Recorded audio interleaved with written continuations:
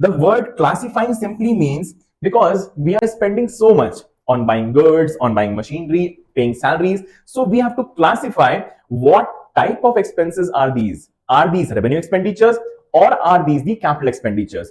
This is the meaning of classification.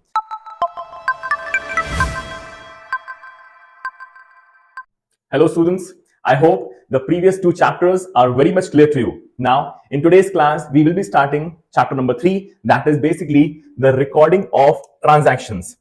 Recording of transactions is the ultimate main part of accounting.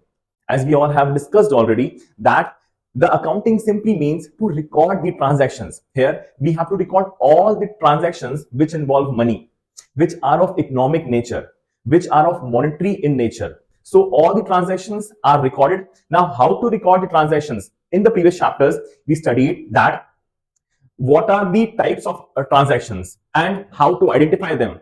Now, finally, it's the time to study how to record the transactions. What all are the transactions? What are the types we can record the transactions? So in this one, we'll see that. So basically, recording of transactions is source of disseminating financial information. Okay, so what we have to do here, we have the financial informations. Obviously, there are so many things which we are aware of, which are being done in the business. Now, what we do is from that information, we take out the main information which is very much useful and also which is of monetary in nature. So from those information, the information which contains the money flow is being taken out and being recorded. So it is basically source of disseminating the financial information. All the information which has been given to us will be sorted out and will be checked whether it can be recorded or not recorded. So it is basically accounting concepts that guide recording of business transactions indicated. Okay, so all the accounting concepts which we have studied is basically guiding us to how to record the transactions. The main thing, the main concepts will be there, will be ready for us so that we can do the transactions part, so that we can do the recording part. Next. So accounting involves the process. There are so many processes in accounting. So what are the processes? The first one is the identifying. Now, what is the meaning of identification? Identification, whether the transaction is involving money or not, whether there is exchange of money or not, whether it is of monetary nature or not, whether it is economic or non-economic. Because only the economic transactions, only the economic events are recorded. For example, suppose there is a company. The company has a new policy coming up which says that all the employees working in the organization will have to not bring their laptops further. That is, they will not be able to bring their laptops and will not be able to work on their own laptops. The company will provide a laptop for them which will be of business only. So this policy, obviously this policy is affecting everyone, but it is not incurring any expenses. But when we buy the laptops for the persons, for the employees, then only the monetary loss will be there, the money will be involved. So the policy change is not an economic activity. So first we have to identify which all activities we have to record. So firstly, we will identify whether to record that event or not record that event. Next, then we have to analyzing the business transactions. Now, what is the meaning of analyzing? Analyzing as to what is the amount which is involved, whether it is involved any amount or not, whether there is a monetary gain or monetary loss or not. This is how we analyze the business transactions. After that, we record them. Now, where to record will be studying in this chapter only. Next, after the recording part, we have to do the classification. Now, what is the meaning of classification? For example, now let me know what is the meaning of expense. Expense is basically the amount we spend on buying the items we need or buying the services which we need. So basically, expenses are those things. Expenses are those things which we do on a regular basis. For example, suppose we have purchased the goods. Now, why are we purchasing the goods? We are purchasing the goods in order to sell them with the profit so that we can earn profit. because the main aim of the business is to earn profit. Now, obviously, if we have to purchase the goods, we will have to do so many expenses apart from that as well. Now, what are those expenses?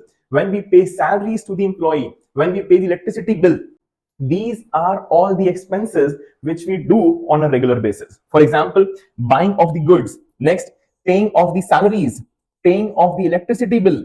These are all the expenses which we do on a regular basis. Now, since suppose we have opened a factory, and if we are opening a factory, we need the infrastructure, we need the machineries, we need the building, land, each and everything. So that is not a regular expense. That is not the expense which will be done on a regular basis.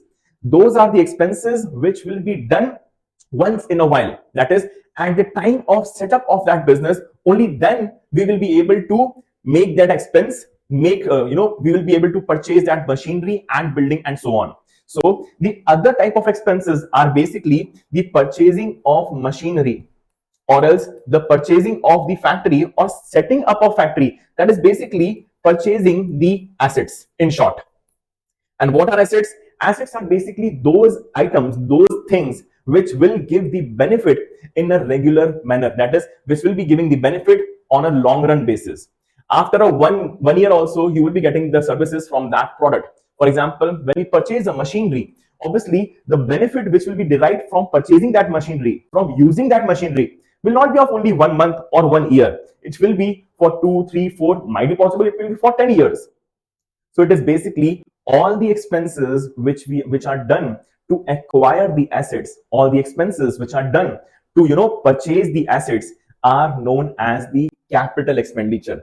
So these are basically the capital expenditure which have to be done in order to run the factory, because to run the factory we need the machineries. So then only we will be able to produce the goods. So machinery is that part where we have to invest the amount in machinery, then only we will be able to get the output from that raw materials. Next, so these are the expenses, these are the regular expenses. So these are also known as the revenue expenditures. These are the revenue expenditures. So basically, the word classifying simply means because we are spending so much on buying goods, on buying machinery, paying salaries. So we have to classify what type of expenses are these. Are these revenue expenditures or are these the capital expenditures? This is the meaning of classification. So first, what did we do? First, we did the identification process, whether this is an event which involves money or not. Then we analyzed that whether this involves money. So if it is involving money, so what is the exact amount which is it involving? So that amount will only be recorded in the business transactions. Next is the recording them. Now after we have analyzed and identified, then we will record them into the business books. After the recording work is complete, we will classify them whether it is a revenue expenditure or a capital expenditure. After that, we have to make the summary. Now, what is the meaning of summary? As we will have, okay, the question arises, why do we start a business? Obviously, a business is started just to earn the profits. So how do we calculate the profits? What is the formula to calculate the profit? If I ask you a question, what is the meaning of profit? And can you please give me an example? So if you will give me an example, it will be like, suppose I bought a pen for rupees 10, and if I sell that pen for rupees 12, I will earn a profit of rupees 2. So 2 rupees is my profit. So whenever we sell the goods over and above the cost price, that is known as the profit. Is that okay? Now, so at the end of the day, we are only concerned whether our firm has incurred losses or has earned profits. So for that, we have to do the summarizing part. We have to summarize each and everything that during the full this 1 year or 1 month or 2 months, 6 months, whatever the period may be. Usually it is of 1 year. So in this 1 year span, what is the ultimate gain or what is the ultimate loss we have suffered? Okay. So simply we will have to deduct all the expenses from all the incomes. So basically, the formula for calculating the profit is all the incomes, since they have been recorded. From this, we will subtract all the expenses which were done. Now the question arises, what type of expenses? Exactly, this is why we have to do the classification. Not all the expenses are subtracted, only the revenue expenditures which are done on a regular basis, only those expenses have to be deducted from the incomes in order to get the ultimate profit out of the business. Okay, so the last thing is the summarizing. Summarizing, we summarize and we find out whether the firm has incurred a profit or the firm has incurred losses. Now, what is the loss? What is the meaning of loss? When the goods are sold below the price, below the cost which we have incurred, that is basically when your expenses are more than your incomes.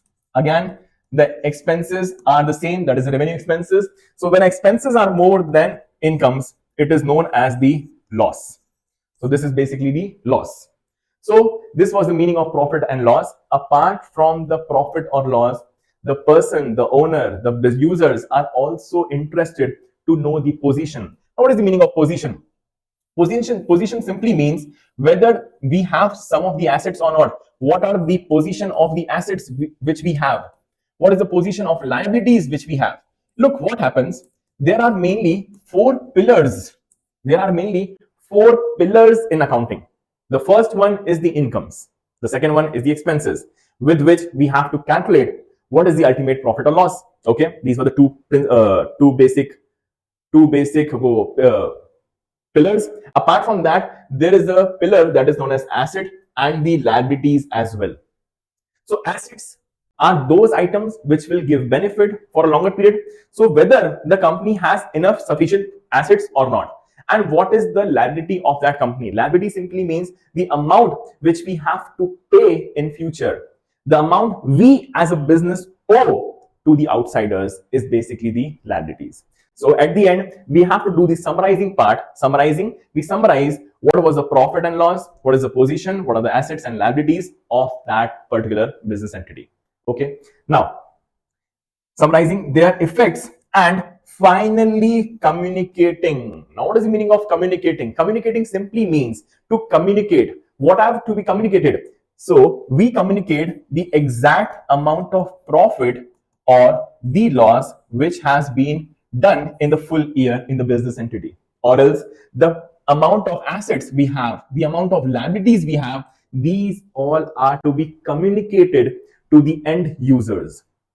Now, the question arises, who are the users? The users can be many types. The internal users and the external users who take the decision, who have the power to take the financial decision, whether to invest in the company or whether to work for the company, whether to provide the credit to the company, whether to provide the loan to the company, whether the amount which was invested in the business has gained something, was fruitful or not fruitful. Is that clear? Apart from that, whether the firm needs more of the money, the managers see whether the decision they had taken to run the business was fruitful or not, whether it has gained the profits or not.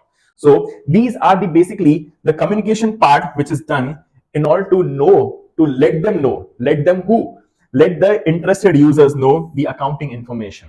So this is the type of accounting information the users want, which is done by doing this full process. Okay, I hope this much is very much clear to you. Now, moving to the next slide, we have the first step which involves is identifying of the transaction.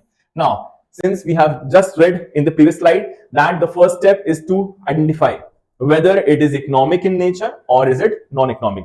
Only the economic items, only the items which involve money, only the monetary transactions are recorded in the business books, in the accounting books. Is that okay? Next, so after the identification process has been complete, we have to record and prepare the source documents. So what are the source documents? Obviously, if at all, when a cashier, there is a cashier in the business who pays the cash to the employees in the form of salary, he gets the cash from selling the goods. So these are all the source documents. We will have to check the source document whether this is correct or not. Then only we will be able to record these type of transactions in the business books. Okay. Next, so after it says recorded basic books of original entry and college journal and are then posted. Okay, so the first step in recording is to record through the journal entry. Now, what is the meaning of journal entry and how do we record it in the journal? Basically deals with the two aspects. Obviously, the transactions which we are here to record have two aspects. Now, what are those two aspects? The transaction simply means the give and take. The amount we give, the products we take. For example, if at all you want to buy a chocolate, you will go to the shop. From the shopkeeper, you will ask for a chocolate for rupees, say 50. So what will be the transaction there?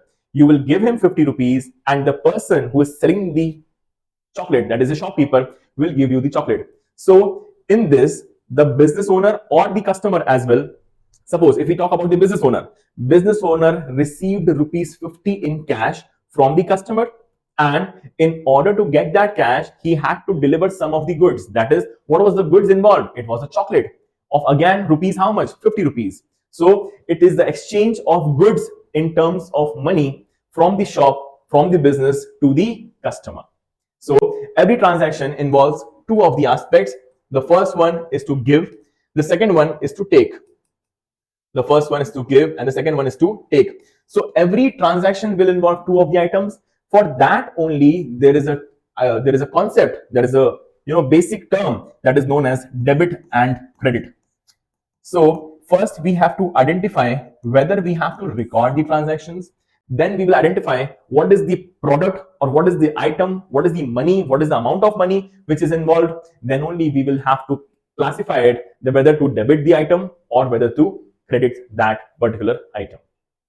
So this is how we start the journal entry. First we have to identify, then we have to record it by giving the explanation which item is to be debited and which item is to be credited. In the further slides, we will be able to learn, so what are the items, when is the scenario that has to be debited, and what will be the exact scenario, then the items will be credited in the books of accounts. Now, so after the journals have been prepared, we will be seeing the journal entries format also in further classes. Okay. So after these have been prepared, the journal entries have been prepared, it is being posted to the ledgers. Then these are to be posted to the ledgers. What happens? Suppose there is a transaction which involves the purchasing of goods. So obviously, just imagine the transaction, two things will be happening. One, the amount will be going and the goods will be coming in. Okay. Second, again we purchase goods, but this time we have purchased the goods on credit. On credit simply means to buy the goods, to have the possession of that goods, but the amount is not going out. We are purchasing on credit. That simply means we will have to pay the amount after a time or so. So after a period or so, we will pay the amount for which the goods have been purchased. So this involved, there were two transactions. One, there was purchase of goods, that is the goods were incoming and the cash was going out. In the second transaction, we saw that the goods came in, but the cash didn't go. When the cash is not going, we have a liability to be paid. So in order to check the summary of how much of the amount of goods we have purchased, obviously just imagine a business transaction. Just imagine a shop where you go on a daily basis. Okay. Obviously, there is not a single person, there is only not you who is going to the shop, but there will be many customers who are there and willing to buy the products. And just imagine the persons going there, the people going there to purchase the goods. Okay. So if at all, if I say in a day that shopkeeper does 10 to 15 to 20 transactions, and in a month he will be able to do 600 transactions. And now just imagine the quantities, that is in a year how many transactions he will be doing. So it is totally not easy to identify. It is not easy to memorize each and every transaction, for which we have to record that. The transactions can be of many types. Suppose giving a salary to the employees, paying electricity bill, purchasing goods, selling of the goods, paying for the conveyance. Conveyance simply means the transportation. Okay, the transportation of goods also is a part of expense. Apart from that, paying taxes. Okay, these are all the items which a business has to do in its full 1 year. So in order to have the summary for a particular thing, for example, if I want to know what is the amount of exact salary which I have paid in the full year, I will not be able to look after 2,000, 3,000 entries. Obviously, I need a summary for that. That I need a summary that with which I can just open that page where all the information regarding the salary have been done. If I need to know what is the amount of goods I have purchased from the suppliers, so I need to have a page, I need to have a document where I can just and only see the transactions involving the purchase of goods. So this is how we summarize it in the form of ledger accounts. So ledger accounts is basically where we do the summary of the journal entries. We post all the transactions involving the cash, or else all the transactions involving the purchases, or else all the transactions involving the selling and the salary. There are so many types of transactions which we do on a regular basis. So after all the transactions have been recorded, the journal entries have been prepared, we simply have to post these items in the ledger, that is to make the summary of that journal entries. Is that okay? So after the entries have been recorded in the journal entries, these are to be posted in the ledger accounts. After the posting of the ledger accounts, what we have to do is individual accounts principal book called ledger. Obviously, these are the ledger that, as I just told you, this is basically the individual accounts is to be prepared. That is, for example, I purchased goods. As I just told you, I purchased goods in cash. So goods have been coming in, cash is going out. I purchased goods from, suppose, say, Akash. Goods are coming in. There's a person, Akash, to whom I owe the amount. I will have to pay the amount. Second, I purchased the goods from Bimal. So what will happen now? The goods have come in. I have to pay to Bimal as well. Then I purchased the goods from Chirag. So the goods have come to me, but the amount is still pending to be paid to Chirag. Next, I purchased the goods from Daksh. So now Daksh is a liability for me. I'll have to pay to him as well. Now the question arises, if I just want to see what is the total amount of purchases which I have done in the full year or a full month, I will simply open my ledger book where the summary of journal entries is there. Is that clear? Because there are so many transactions which I have to do. I have to purchase, I have to pay salary, so many transactions. So it is not totally easy to just look and haphazardly. Just need to have a summary that is known as the ledger post.